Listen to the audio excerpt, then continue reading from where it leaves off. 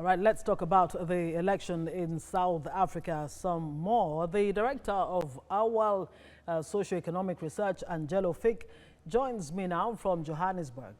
And African Affairs analyst Bamitale Jeje is right here in the studio with me. Good to have you both gentlemen. Yeah, thank you. I wonder, let me begin with you, Bamitale. What's your assessment so far with the process and the seeming outcome of this election so far? Well, thank you for having me on this news program. Well, South Africa has always been a model for democracy in Africa. And the process, despite the allegation of double voting, the process has been good. It has been well, it has been free and fair. And we see it from the results. The first time you see a ruling party, African National Congress, who has been there since 1994, losing some very important places and also losing votes to the opposition. So it's been fair and it's okay. Okay, fair and okay by your own assessment. Yeah. But let me bring in our other guest right there. If he's there, let me confirm. Okay, my guest right here in the studio, Bamitale, believes that this election has been free and fair. But ANC's performance so far leaves so much to be desired. Since 1994, this is his worst outing yet. What does that indicate for Ramaphosa's ability to actually, carry through his policies, including fighting corruption and, of course, bringing South Africa, especially the black majority, back from the brink of poverty and economic imbalance? So for Mr. Ramaphosa, 57% is, I think, not the victory that they would have desired at 60%. But I don't think it is necessarily an indictment. What I think we have here is an African National Congress that is being given the signal by the electorate to self-correct. It's also unfair, I think, on the South African government to say that nothing has been done since 1994, that in the last 25 years, several achievements by the African National Congress have made South Africa what it is today. It's only over the last 10 years that the kind of corruption and state graft scandals have really damaged the ANC, and that is the work of Mr. Ramaphosa's party, in addition to building the society and making it more equal, has to work very hard. And there seems to be a lot of lack of voter confidence. When you consider the fact that 6 million young people who could have registered and made a lot of difference with this process did not go out there, what do you think this indicates?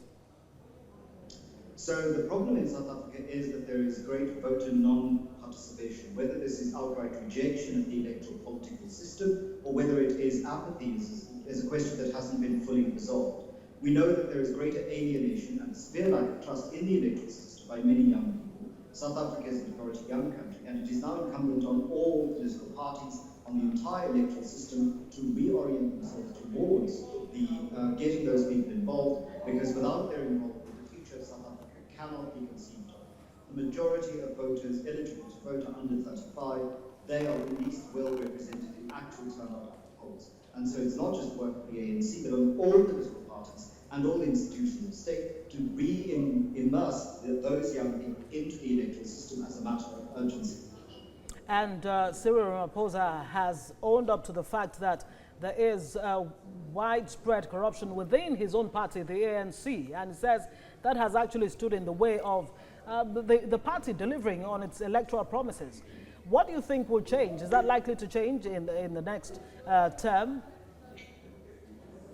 So going into the sixth administration in the post-apartheid Republic of South Africa is the Zondo Commission of Inquiry into state capture. The sixth administration parliamentarians will also have all sorts of parliamentary commissions that they could institute in order to help undo the corruption and its consequences. Strengthening the oversight committees like SCOCA in Parliament and other oversight committees would mean that it is possible to wrestle back control of the state mechanism. But that would require the new National Director of Public Prosecution, Advocate Shamina Batoyi, and her people to actually charge and punish through the judicial system those who are implicated. And some of them, it is alleged, are senior members of Mr. Ramaphosa's party. The test of Mr. Ramaphosa and the governing ANC will therefore be whether they stand by their senior officials or whether they allow the course of law to be taken in South Africa in ways that could possibly implicate people in senior positions in the party. Bami Talejeje, African Affairs Analyst, let me seize the opportunity to say thank you very much for joining us on the news. But let me go back to Angelo Fick, who is right there in Johannesburg. Now, let's even talk about the other parties, the Democratic Alliance and the EFF.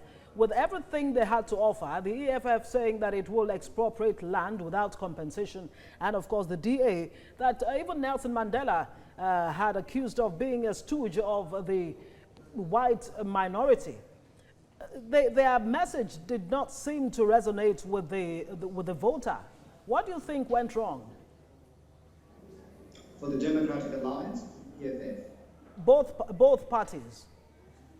So with the Democratic Alliance, their conservative voters migrated to a fringe party called the Freedom Front Plus, which focuses on representing the interests of what they say are white South Africans. And therefore, they did not grow beyond their 22% and may actually go down as low as 21 or 20%. So they have internal business that they would have to deal with, of having to let go of the old constituency of their party to embrace what is the overwhelming majority of people in South Africa. White South Africans make up 9% of the population. The party has 58% of those on its list going to party as white South Africans. And that disjuncture, I think, sits very uneasily with the majority black voters of South Africa. The economic freedom fighters have grown, and I think that is despite speculations that they were a 6% party in 2014. What they've actually done is appear to have gone to double digits in this election, and that growth is because they appeal to rural poor and urban poor people who feel that the ANC is not meeting their needs. All right. Angelo Fick, Director of Socioeconomic Research, Johannesburg, thank you very much for joining us on the news. Bami Talejeje, African Affairs Analyst. Let me just throw in one question. You're a young person from all indication. Yeah. Do you think young people in South Africa missed the opportunity to actually be on the driver's seat? All 6 million could have gone out there to decide which way the pendulum would swing, but they did not. What do you think, are the factors here that has or that have kept them away from the polls? Yeah, I think it's, young people are partying in elections all over the world. You see, most young people are fed up with the system.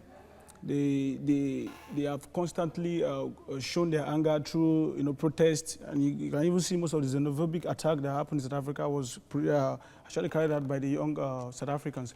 They're tired, and they kind of see the system as a rigged system that that favors some certain group or certain element in the South African political system, and they don't feel this impact.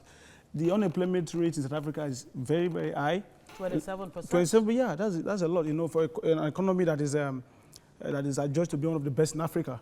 And then you see a lot of young people getting out of school, not getting jobs, good jobs, and they just feel like they're left out of the economic progress of South Africa, even after the apartheid regime, the promises that was made, that now that we are blacks, we are taking over, we are going to improve on the economy of young black people and all this. Before I let you go, you just talked about xenophobic attacks, and I need to take you up on that because it's something that affects Nigeria directly. So many Nigerians, over 120, have lost their lives in a space of 2 years. Yeah.